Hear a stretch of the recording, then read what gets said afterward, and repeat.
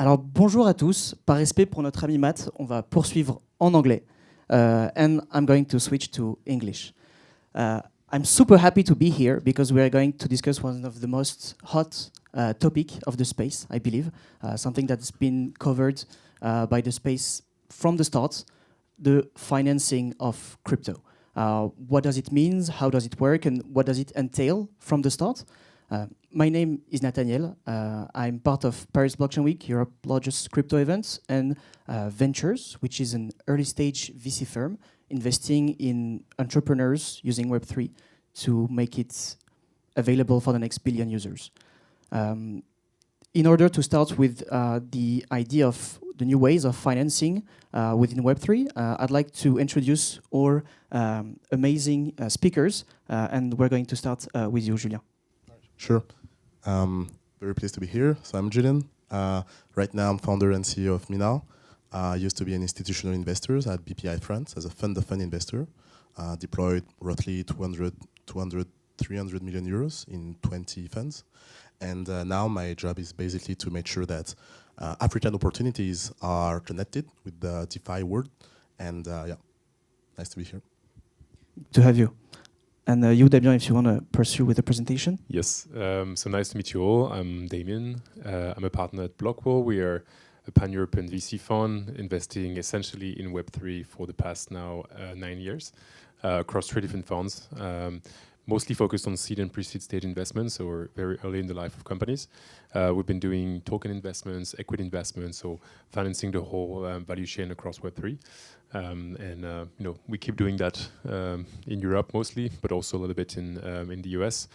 We have backed in France great entrepreneurs, companies that you might have heard about in the past, such as Pico, for example, Kulipa, or Trenched, to remain on the financial topic, and that's about it. Hey everybody, I hope it's not in English purely for my sake. Thank you for having me here. Yeah, Maddie, one of the co-founders of Legion. We're a platform for public token sales, fundraising, so very close to heart. I think ICOs is something I've been around with just as long as I can think of. Came into crypto because of the 2017 ICO craze. Worked for a couple organizations that are known for their ICOs, namely the Stacks Foundation, which was notably one of the first, maybe even the only SEC qualified ICOs in the US, which was incredibly difficult to do in the Gensler era, as well as Status, one of the first and largest ICOs in Ethereum. So that's been my background almost my whole time in Web3, is thinking about these problems, and it's a topic that's near and dear. So Matt's background is going to be very helpful for this chat because indeed the ICO was among the first narrative that led crypto to be a way to finance new projects. There is bad, good, ugly things going on in crypto, and the idea is that it might have led, for example, to what DeFi was years later. And we can even see nowadays crypto being used. I just saw, I think, the news of Y Combinator offering startup funders to get their check in stablecoins. So as much as there is many ways to leverage crypto as a financing mechanism, there is also a different approach to what the tech mean and how the operators interact with it. So to start with, I'd like to ask the VC in the room, the ones that reach for seats on the cap table. Sometimes there is fights to get into great rounds of early stage investors. So I'm curious on what it means for you to have, for example, new ways of financing where the community is part of the rounds. What's the point of having other actors on the cap table from your perspective? I think this question is broader than just, crypto or Web3 projects. As a VC, if I zoom out a bit, we've always tried to build the most compelling cap tables for companies in the long run, and that means involving external players, namely business angels, right? And I think 50 partners know about it a little bit. And so for crypto, I think, and Web3 projects specifically, what the tokens allow us to do is to bring users on board from day one. Not going to go too much into details because I think this also will lead to follow-up questions. But of course, having your users already part of your protocol or applications or project in the very first days of its development allows for a feedback loop, which is very healthy in the long run. That's why we're seeing more and more this type of split between I'm raising in equity through a safe, which is something that is pretty standard nowadays. But I also have a token round on top, which enables the institutional players to have exposure to the token, while I can actually onboard users on the token side of the incentives to make them shine as well with the project, so they can talk about it, give feedback, and essentially it's free marketing for me in the long run. So I think this is kind of the reason why we're saying that. Part of it is because community makes up for great marketing tool, right? And it's mostly free. So that's why we coined the term KOL a lot around this type of investments. So key opinion leaders, for the ones of you who are not familiar with the term. Those are essentially influencers, right? That have a reach in crypto that you usually onboard on the very first days. So yeah, it's kind of how I would frame it. Thanks. And then I'd love your opinion, Matt. Given your approach at Legion, would you be able to say what's the right way to have, for example, the community involved in a round, and basically why? Because maybe there's other reasons than the one that VCs might perceive as part of the cap table. Yeah, it's a great question, and I think we throw this word community around so much and means different things. Some people mean it to say people who show up in the Discord. Some people mean it to say anybody who stakes the token. One of the things when we were first designing Legion, we thought very carefully about is what actually makes someone a value-add investor, right? Whether they're a VC or a community member, and it's oftentimes, or it's almost always, something in addition to just purely providing capital, right? And so the best VCs obviously bring more to the table than that, right? They can make introductions for you, but the best retail investors do have a differentiated offering than VCs, and so maybe these are the people that are maybe showing up and grinding away, in your Discord, answering questions. Maybe they're contributing code to your GitHub. Maybe they're shilling you on X, right? Even though you're not running a Kaido campaign. All these type of actions add up to somebody who's going to be there and add value to support your project, not just buy the token and flip it. And so we at Legion designed this whole system about reputation, we call Legion Score, that basically looks at, what is someone's ability to add value beyond just writing a check. And so when I think of projects distributing tokens, you really have to think of the overall exercise, whether it's the community portion, the staking portion, mining rewards, whatever it is, right? All your portions of your token distribution as what benefit are you getting for what expense, right? So you're outlaying 10% of your token, you want to be getting a commensurate or greater benefit. And so you want to be putting it into the hands of people that are going to bring something back to the project. And that's very easy to talk about and very tricky to do. The teams that really devote a lot of time and resources and thought to doing it, pull it off, that pull it off well, I think are positioned to outperform in the long run. You see, this almost religious like community forming around the token, and that kind of like cult following, for better or worse, you can't get from VCs, I would say. That's a fair point, and I think here in the room there is different backgrounds from builders, investors, active community members, ecosystem partners, and all of it, and I think it can be interesting indeed to have them involved. And I would like to get the technical perspective behind those tokenized assets. Now I'm turning to you, Julien, and I'd like to understand what's your approach to the tokenizing and the economics behind the assets you tokenize, and why does it make sense? Because if a banker was in the room, he could argue that, well, they're already doing and streamlining some asset and property down to their clients. So what's the bottleneck you're challenging? Yeah, sure. Good question. Well, maybe to give a bit of perspective on the market that we are targeting. So basically, we're targeting the West African region. Well, in Togo, Benin, and Ghana, the banking penetration is around 35%. All right. If you have an extended version of it with the microfinance, you can go to maybe 70%. All right. So, and the microfinancing is providing with high interest rates, and the banking part is within the UEMOA region, so basically it's the franc CFA, paid with the euro. So the central bank is it has high constraint on the commercial banks, and so they are spreading these constraints on the underlying assets and clients, right? So my point is that when we are connecting these region, these population with a new way to get financed, it's actually not just competitive, it also, for many of them, just a new way to get finance.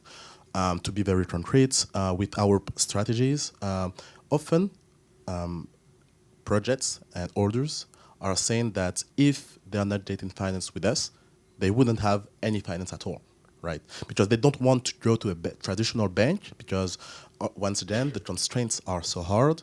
So basically, we have this gap in the continuum of financing between the microfinancing and then the big banks, right? And everything in the middle, there's nothing, right? And I really believe that this is one of the main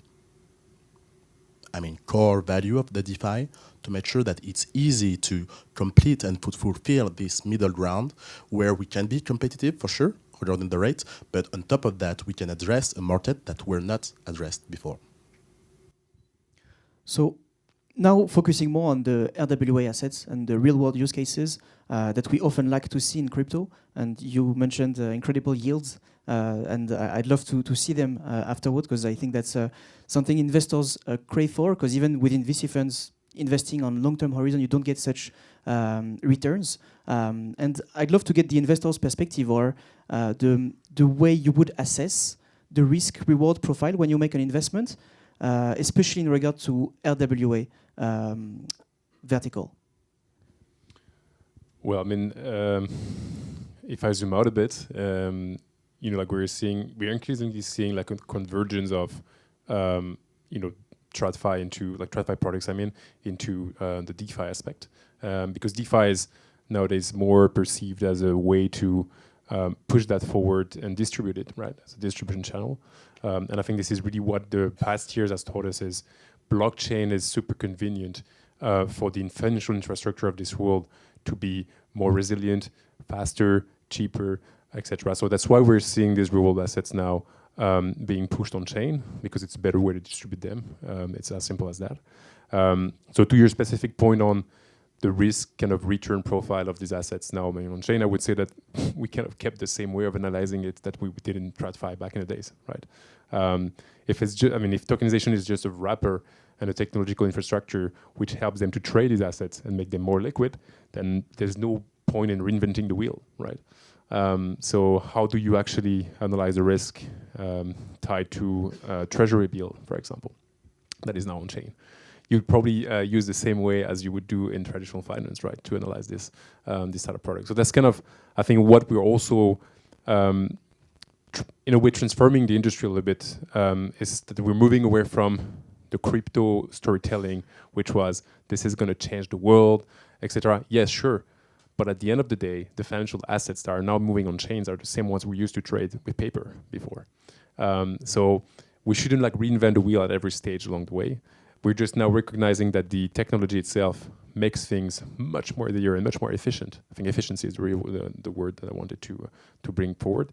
But it doesn't change how we work with these financial products in the long run. And I think, if anything, it brings a lot of diligence also to investors now, whenever they are analyzing products that are natively on chain, right? So everything that is being offered as a incredible yield, as you might say, is now being reviewed with a much more informed criticism than it was in the past, where we would buy just the hype or the narrative behind it. So now it's kind of back to fundamentals, which makes finance a tool, which is now 10 times more efficient thanks to technology, I would say. I love how you remind me of the good old days of crypto, when we thought we were going to change the world and it would be that easy, and since the tech is better, then it would automatically be implemented. But you're right, I think we could see the different events in crypto unfold in a way that economical agents behave differently. Maybe now they actually don't trust but verify. And I think that was one of the first things that I was told getting into that space. So I'd like to touch base with your mechanism, Julien. At Mina, how do you prove to investors that their investment is actually what they see on chain? How do you make the connection between the two? Yeah, well, if everything would be, on chain, well, we would be in this God is low rule, right? We are not doing that, indeed. We are doing RWA. They're based in Africa, in West African countries. So basically, and I 100% agree with what you just said, Damien, we need to get inspired by the traditional finance market, right? I cannot prove that my asset is a good one without playing the finance rules, right? So basically what we're doing, collateral, banks, insurance, credit risk, all of these things, they are well used since so many years, and we are doing the same thing. The only different thing is that our job is to make sure that these traditional rules are encapsulated and encoded on something that is readable and understandable for the on-chain investors, right? So basically what we're doing is that all of these securities, we are encapsulating everything on one French agreement, right? And then we tokenize this agreement. So we try to put all of these different constraints within our code, within our smart contract, but at the end of it, what the true, the real trust and the real line and direct connection with the trust is the institutions over there, right? And this is our job, to connect all of these off-chain assets with this on-chain comprehension. Yeah. So would it be right to think that the right approach is actually a mix of what crypto offer to prove elements and the financial institution that exist and the framework that we have now? So it's a kind of a middle step between the two. Yeah, basically, yes. Well, when we're talking about finance on-chain, well, basically, this is it. This is our previous rules, and we are trying to tokenize it and create a new way to do it on-chain. But basically, I 100% agree. This is the previous word that we are empowering. Yeah.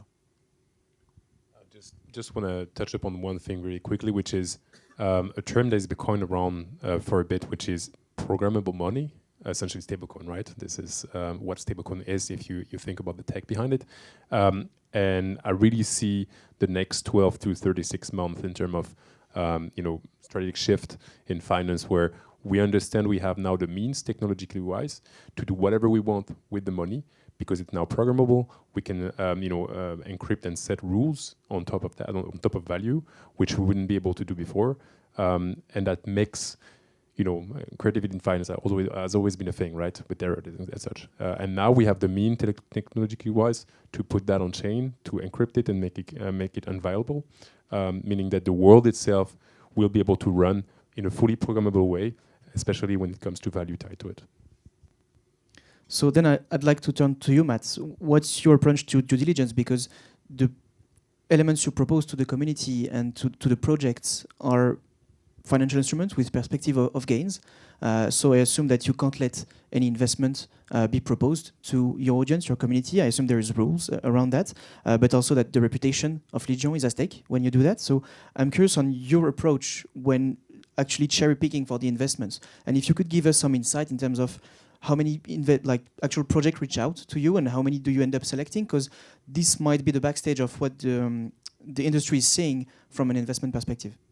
Yeah, thank you for that. I mean, it's a big question to answer, of course, and I want to try and tie together a bit of what Julian and Damien have been talking about, because I think, in my personal opinion, there's kind of there's always been this tension that we've seen, right, between tokens and equity, between tokens that are just kind of memes and what's the actual utility.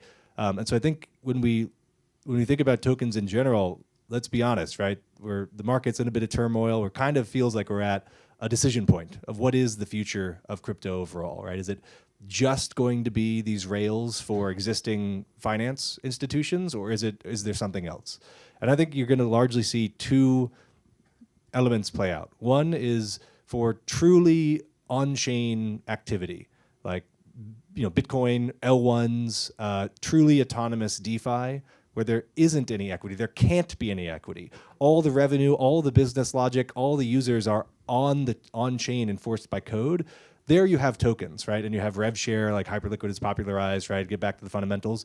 But I think for everything else, and the much bigger market of like Web2 companies that don't yet have a token, this will be the year of experimenting, not just with programmable money, in my opinion, but with programmable equity, with equity-like tokens. Obviously, with MiCA and those regulations, a crypto asset is not necessarily the same thing as a security. And so at Legion, we deal with crypto assets. We still protect investors by kind of reviewing the projects. We accept far less than 1% of projects that want to do a sale.